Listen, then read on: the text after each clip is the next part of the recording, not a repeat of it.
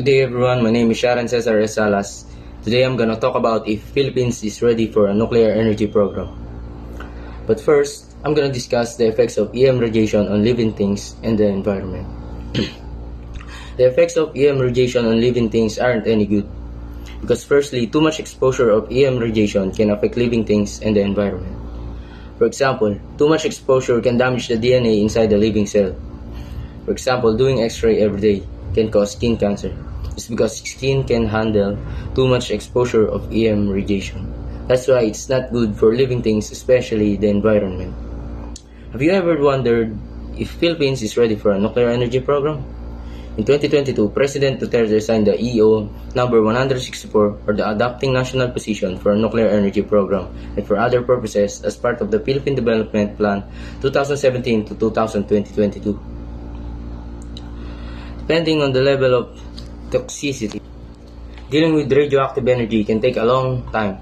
As you know, Philippines have climate change, which can make it difficult for a nuclear energy program. For these reasons, I disagree that Philippines is ready for a nuclear energy program. Because mostly people here in municipalities or government aren't scientists. Only people with wide creative mind can do these nuclear power plants. There are also disadvantages of nuclear energy. It includes waste. It can be dangerous to human health and environment if not taken care of properly. This nuclear energy is produced highly radioactive waste. According to Marcos Jr., he addressed the strict observance of regulations is critical if we decide to develop nuclear energy. Uranium is used to produce nuclear energy. There's still a question. Where can we get uranium? We need climate action.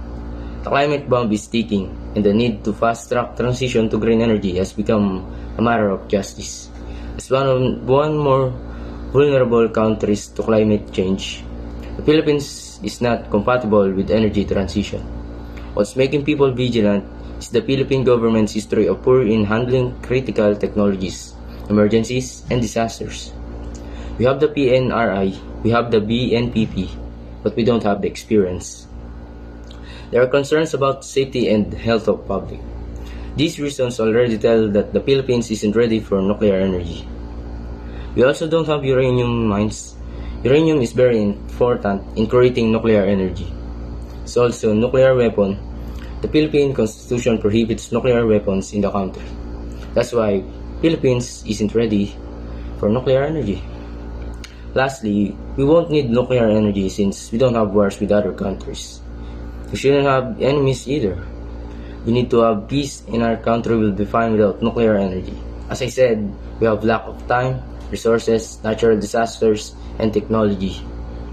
In conclusion, all these reasons are why Philippines isn't ready for nuclear energy.